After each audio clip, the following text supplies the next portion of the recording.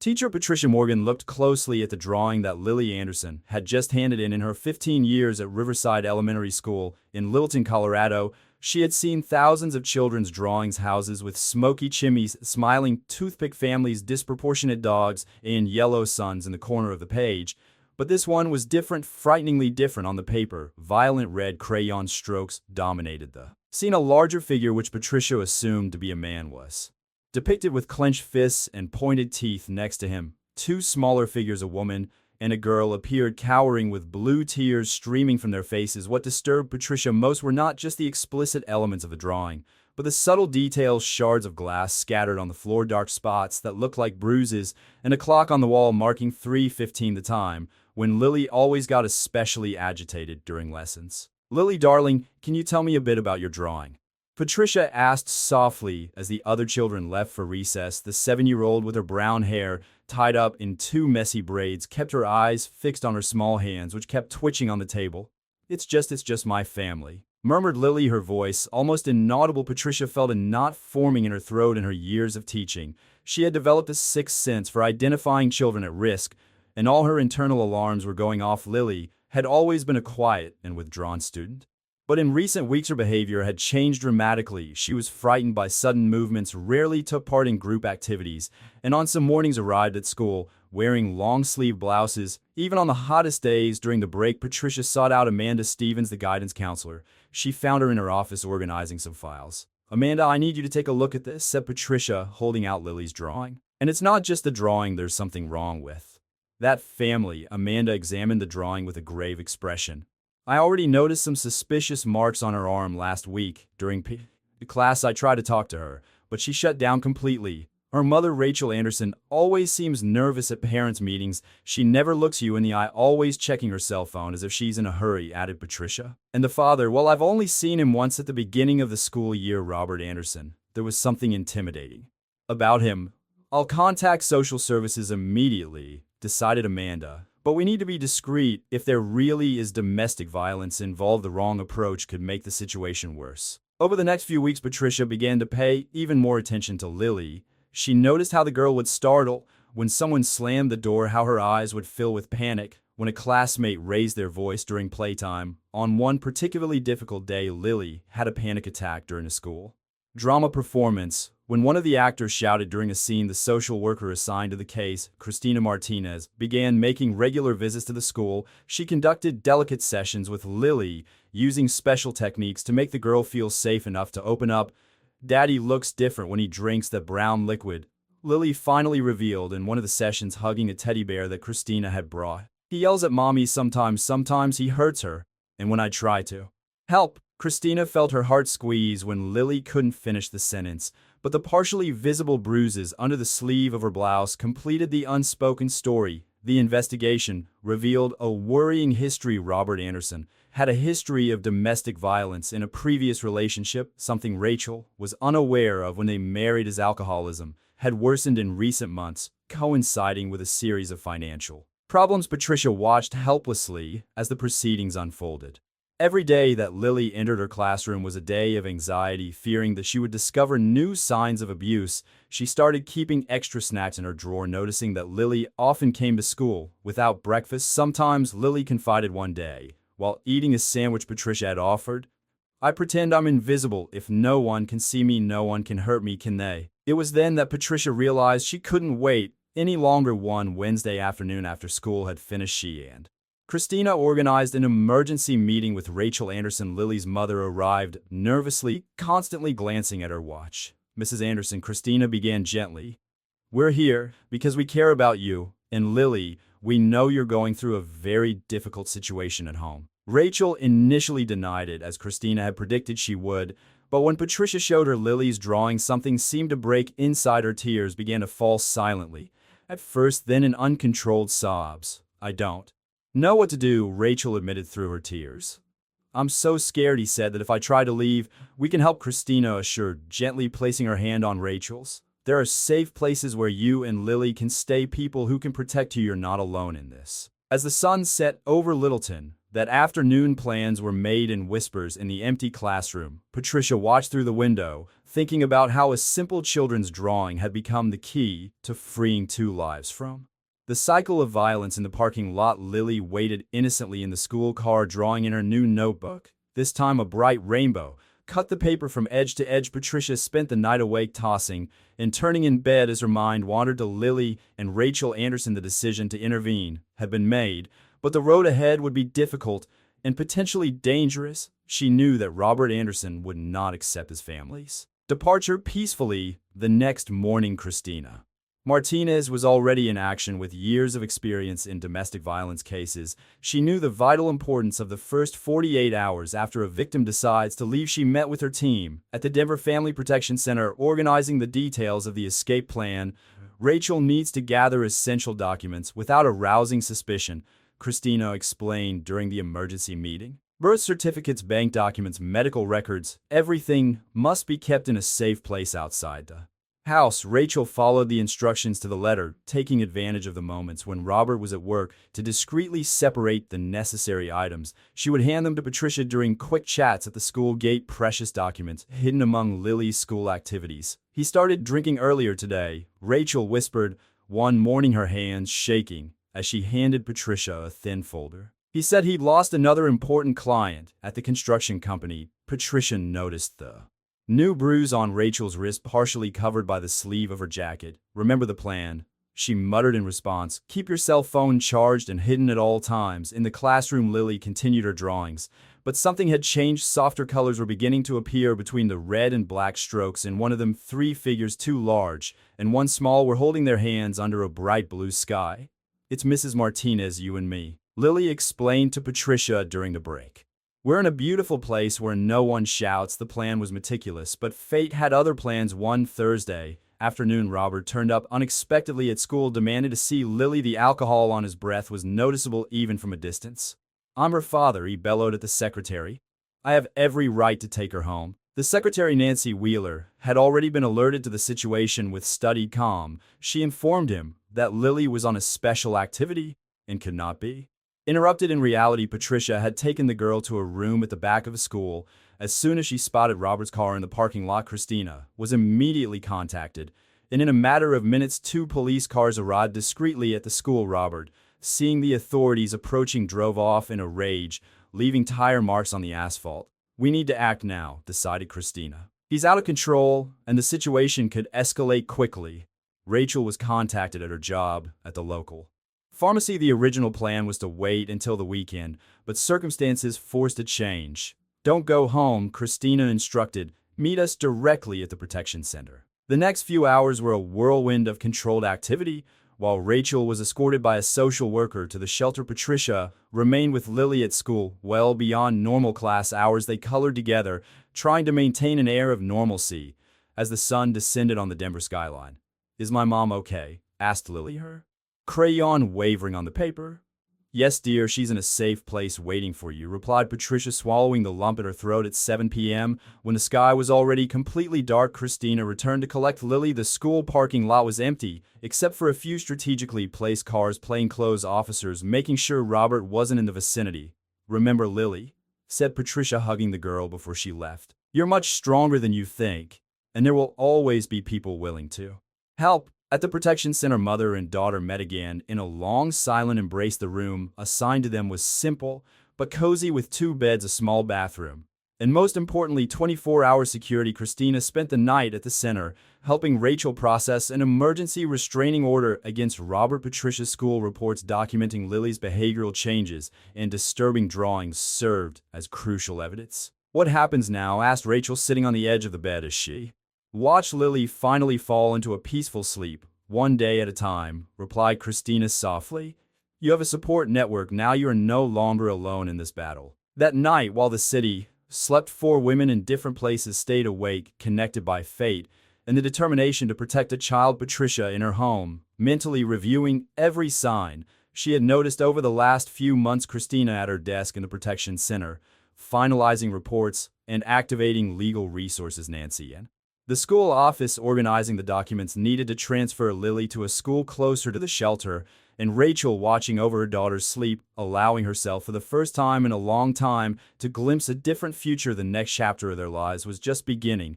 And although the path was uncertain, there was one certainty: the cycle of violence had been broken, and a new story was about to be written. The Denver Family Protection Center was a safe place, but for Lily it was a completely new and frightening world. The long white corridors, the whispered voices of other families, and the constant coming and going of social workers created an atmosphere that, although protective, still carried the weight of uncertainty. Christina Martinez watched as Rachel tried to establish a new routine for herself and Lily during the day. Lily attended temporary classes at the center itself, part of a special program for children in vulnerable situations. Rachel, meanwhile, attended therapy sessions and support groups, beginning the long process of healing.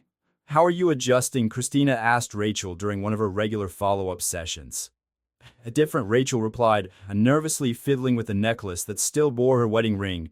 "Lily has nightmares almost every night. She screams calling for help, and sometimes I wake up in a panic thinking that Robert is going to show up at any moment." Rachel's fears were not unfounded. Robert Anderson had violated the restraining order twice in the first week, turning up outside his old job at the pharmacy. The police were called, but he always disappeared before they could reach him. Patricia kept in regular contact with Christina, anxious for news of her former student. One particularly tense afternoon, she received a disturbing call. "Robert broke into the school today," Nancy, the secretary, reported shakily. "He was upset, demanding to know where Lily had been transferred. We had to call security." The news triggered a series of additional protective measures. The center reinforced its security, and Rachel and Lily were temporarily transferred to a different floor with even more restricted access. "Mommy," Lily asked one evening while drawing in her new room, "why can't Daddy just stop being mean?" Rachel sat down next to her daughter, noticing that the drawing showed a different house, one they had never seen before. "Sometimes, darling, people have very difficult problems to solve, but that doesn't mean we have to stay close to them when they hurt us." The legal process took its course. Christina worked tirelessly with the prosecution, gathering evidence and testimony. Patricia's school reports, the medical records documenting Rachel and Lily's injuries, and the multiple violations of the restraining order built a solid case. Meanwhile, at the center, other stories were intertwining with theirs. Lily befriended Maya, a 9-year-old girl who was also there with her mother. The two shared not only toys and drawings, but also a silent understanding of their shared experiences. They heal each other, Christina observed to Patricia during one of their conversations. "It's amazing how the children find strength in connecting with others who have been through similar situations." The transformation was gradual, but remarkable. Lily began to smile more. Her drawings now included more bright colors and fewer dark shadows. Rachel, through therapy sessions and the support group, began to recognize the signs of abuse that she had normalized for so long. However, Robert's shadow still hung over them. One night, while Rachel was reading Lily a story before bed, one of the center's security guards knocked urgently on the door. "Mrs. Anderson, we've received information that your husband has been seen in the neighborhood," he informed her in a low voice. "As a precaution, we're transferring you to another location temporarily." Within 15 minutes, mother and daughter were in a dark van driving through the Denver night with a police escort. Lily clutched her teddy bear, a gift from Christina, while Rachel tried to keep calm for her daughter. "Remember that story about the warrior princess we were reading?" Rachel whispered to Lily during the journey. "Sometimes you have to be brave like her even when you're scared." The new shelter was in Aurora, a neighboring town. It was smaller than the center in Denver, but offered an even greater level of security. Christina assured her that it would only be temporary until the situation with Robert stabilized. The next morning, Patricia received a message from Christina, informing her of the move. Her heart squeezed at the thought of Lily and Rachel having to move again, but she knew it was necessary to keep them safe. "How are they?" Patricia asked during her next visit to the new location. "Adjusting," Christina replied. Lily asked if she could paint the bedroom walls rainbow. "Rachel is getting stronger every day. She even got a remote job as an administrative assistant." The case against Robert Anderson continued to progress through the court system. The evidence was irrefutable, and his own erratic conduct, including the restraining order violations and the incident at school, only strengthened Rachel's position. "What happens next?" Rachel asked during a meeting with her legal aid attorney. "When this is all over, one step at a time," the lawyer replied gently. "First, we ensure your and Lily's safety. Then we rebuild our housing assistance program's job.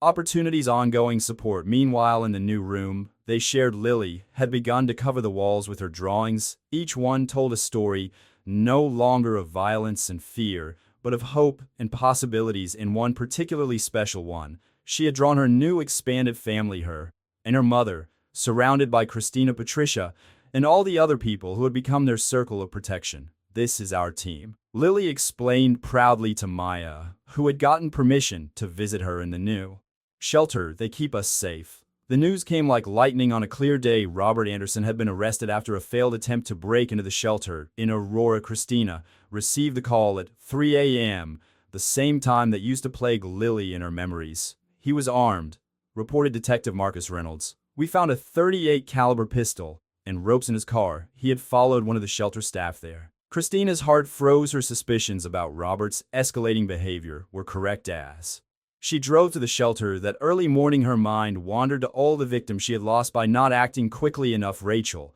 and Lily were woken up and moved again, this time to an even safer location on the outskirts of Boulder. The new day was dawning when they arrived at the safe house, a discreet building in a quiet residential neighborhood. "Why do we have to move again?" asked Lily, hugging her worn-out teddy bear. Rachel exchanged glances with Christina, searching for the right words.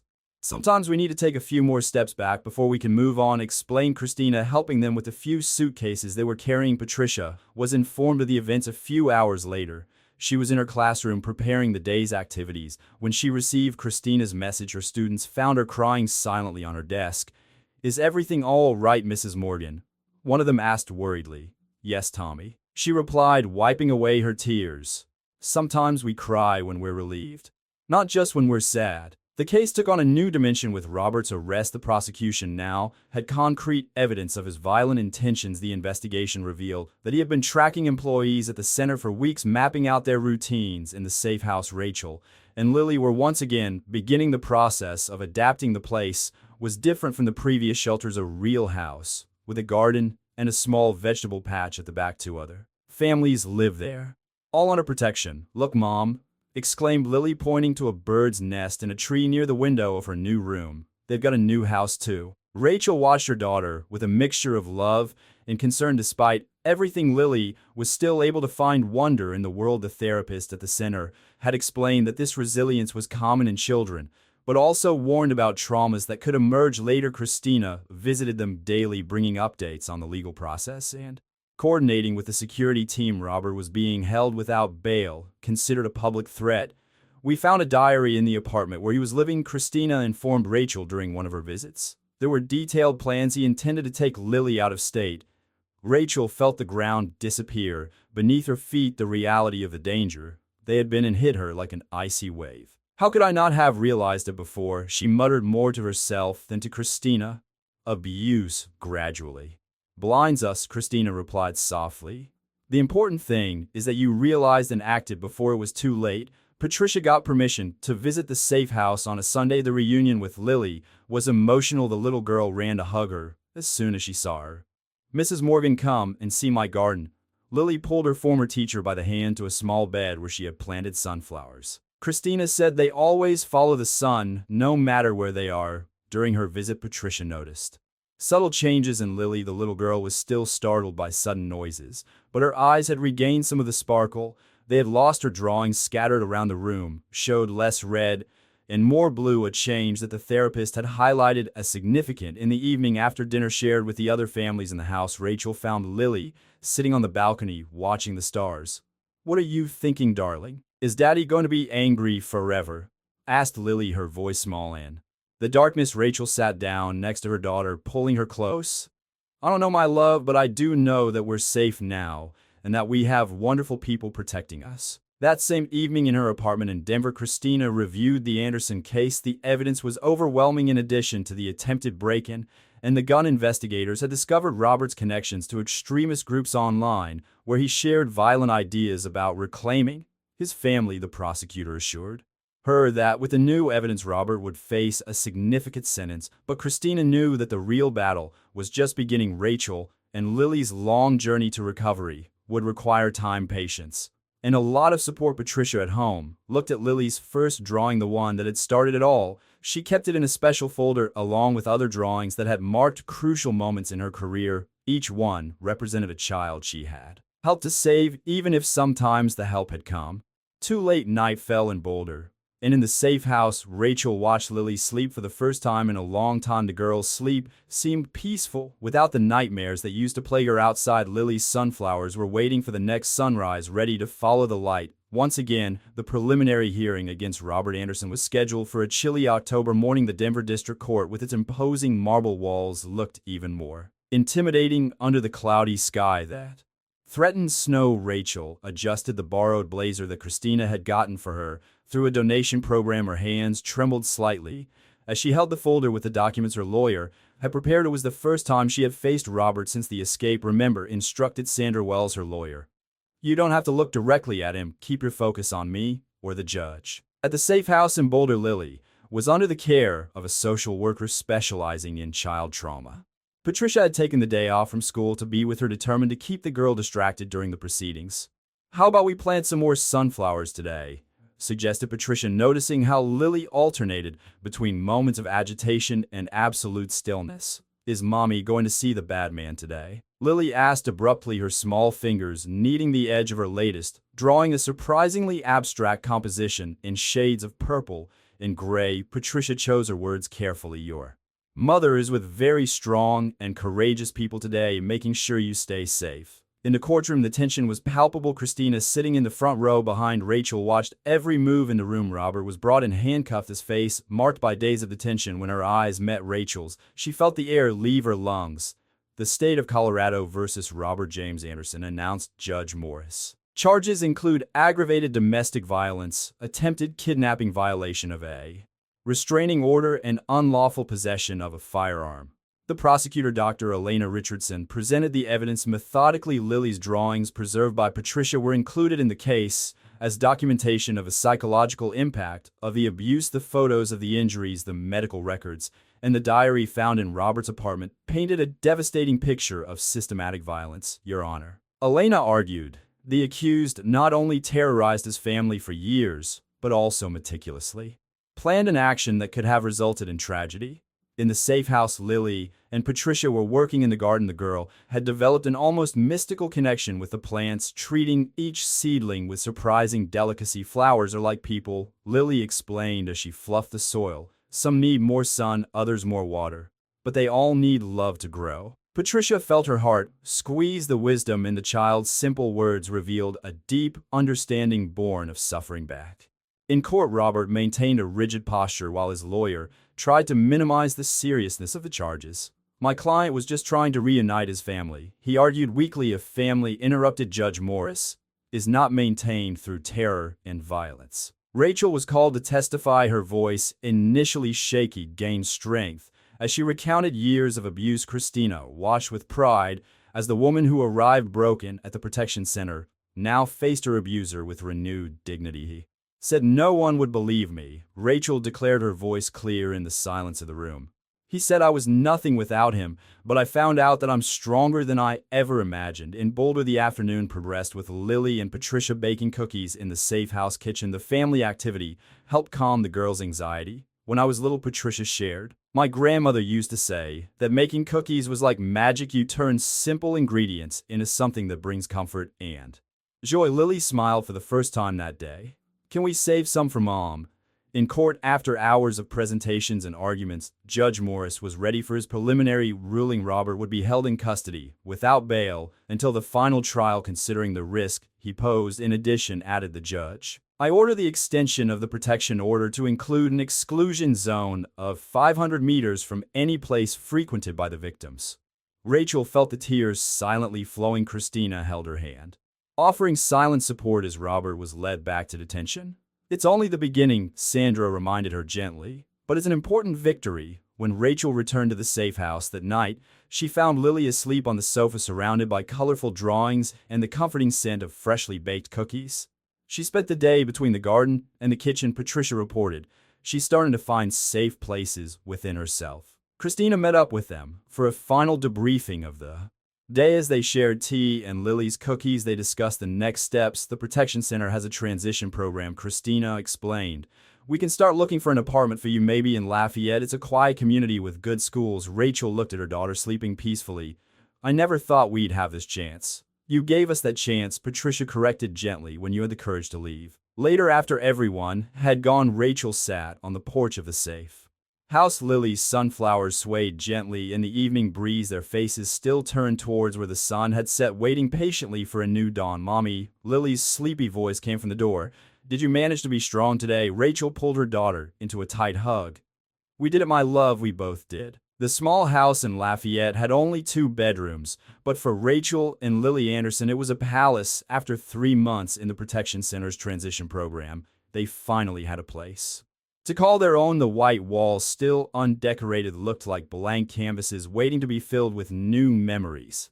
This is going to be your special bed, said Rachel, showing Lily a piece of land in the backyard. The little girl was already planning to move her beloved sunflowers from the safe house to their new home. Robert's trial had ended 2 weeks ago. The sentence of 15 years in prison brought a relief that neither of them could fully express in words. Christina had been present every day of the proceedings, her constant presence serving as an anchor when the memories threatened to become overwhelming. How are you settling in? Asked Christina. During her first official visit to the new house, she noticed the little touches that were already beginning to give the space personality. Lily's drawings pinned to the fridge, a vase of daisies on the kitchen table, a colorful blanket on the sofa. It's strange to have so much silence, Rachel admitted, but it's good silence. Lily's sleeping through the night for the first time in years. Lily's new school was only 3 blocks away. The principal, informed of the family situation by Christina, had appointed Miss Lauren Matthews as Lily's teacher and educator with experience in working with traumatized children. Patricia visited whenever she could, making the hour-long trip from Littleton to Lafayette on weekends. On one of these visits, she brought a special surprise. Look what I found tucked away, she said, handing Lily an envelope. Inside was the first drawing the girl had done in her class, the one that had started the whole change in their lives. Lily looked at the drawing for a long moment. It looks like someone else did it, she commented, her fingers lightly tracing the violent red lines. In a way it was. Patricia replied softly. You're stronger now, braver. Rachel's remote job as an administrative assistant was going well. Her new boss, a survivor of domestic violence herself, showed exceptional understanding.